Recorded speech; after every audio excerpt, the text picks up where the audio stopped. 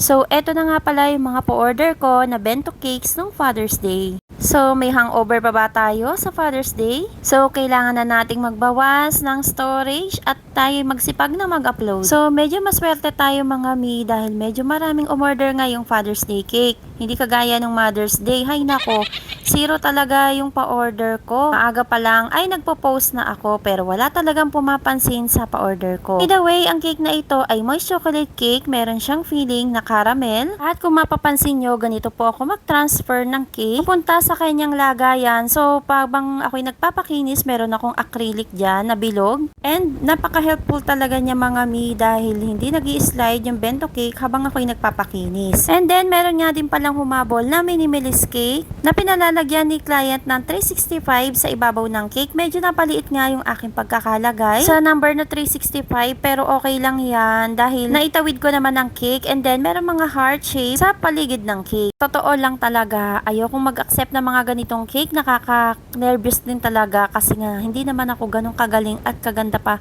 magsulat sa cake. Pero mabuti na lang at nakikisama ang pagkakataon at nairaos ko ang cake. So kung naging successful tayo doon sa isang minimalist cake ay medyo sumablay tayo dito sa paglalagay ng topper. Mabuti na lang ay palaging nagagawa ng paraan. Dumikit kasi sa kamay ko. So for the palit na lang tayo ng topper. And then naglalagay na nga ako ng pipe sa ibabaw ng cake at magugulat kayo sa makikita nyo dahil biglang nagbago yung itsura ng cake. Actually, hindi talaga ako nakontento dito sa ginawa ko. Ayan, 'di ba? Meron ng bago. Ayaw ko kasi ng pagka-color blue niya kaya ang ginawa ko talaga ay in-scrape ko yung mga na-pipe ko. Hindi ko na nga na-i-play at hindi na napakita sa video kasi nga ay nagtatagal ako lalo. Kaya may finish outcome na talaga dun sa isang cake. Color combi nga pala ng cake ay dark na blue, brown, at saka yung beige. Parang ganon. Pero iba pala yun na ilagay ko sa buy one take one. Iba yung kulay niya. Pero sabi kasi ni Habi, mas maganda daw yung ganitong kulay. At kung mapapansin nyo, ay iba-iba yung kanyang mga toppers. Ito kasi yung in-order ko sa Blue App. Nagustuhan din naman siya ng mga clients ko. Pinapili ko na lang sila ng mga gusto nila na design. Mga 10 orders ata at may mapapansin kayo na merong happy birthday. Pinabago kasi ni ma'am. At ang gamit ko nga pala na whipping cream ay ACC. So hanggang dito na lang mga mi. Thank you so much for watching.